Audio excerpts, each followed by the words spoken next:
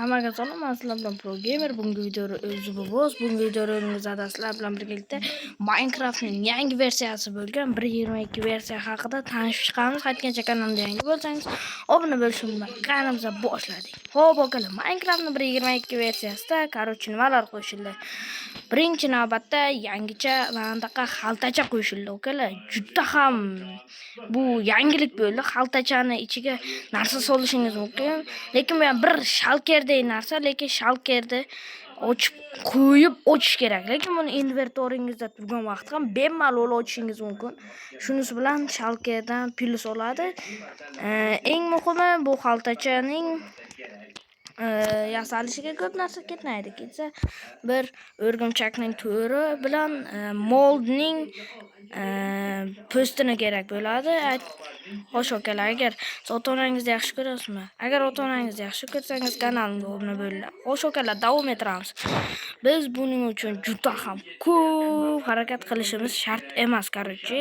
Keyin yangicha teksturalar qo'shilgan. Masalan, yangicha buyon, ya'ni rangpar o'rmon biyoni qo'shilgan. Bu buyon juda ham rangsiz, rang yo'q vashi. Qarochi, bu buyonda o'rganib chiqib aytishim mumkinki, bu yerda umuman ovqat topish muammo bo'ladi.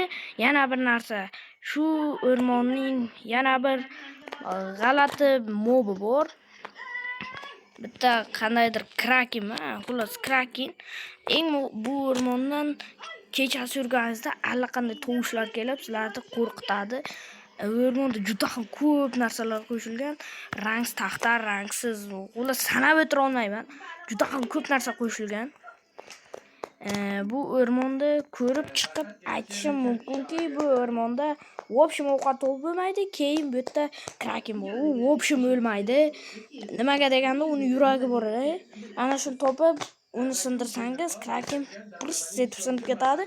Qarochi, uni topishingiz muammo bo'ladi, chunki o'rmon ham ancha kichkina o'rmonda topish qiyin bo'ladi u yerda. Topsangiz, kengroq o'rmon topasiz. Xullas, mana o'sha kraken. U juda ham horror. Lekin bu tiriq. Agar unga qarab tursangiz kelmaydi. Qaramay tursangiz o'lingizga o'xshaydi. Lekin uni ursangiz o'lmaydi. Hattoki ursangiz qandaydir, agar oldiga, yuragini oldiga yaqinda bo'lsangiz, ursangiz yuragigacha qandaydir opitga o'xshagan narsalar boradi. Buning yomon tarafi, buning yaxshi tarafi, unga qarab tursangiz u sizga kelmaydi. Qarochi, u kris ekan. Akalar, mening yangi versiya haqida bilganlarim shu. Agar kanalga obuna bo'lmagan bo'lsangiz, obuna bo'ling. Aytgancha, Minecraft yaxshi ko'rganlar ham obuna va like bossin. Ha, unda xayr. Salomat bo'ling.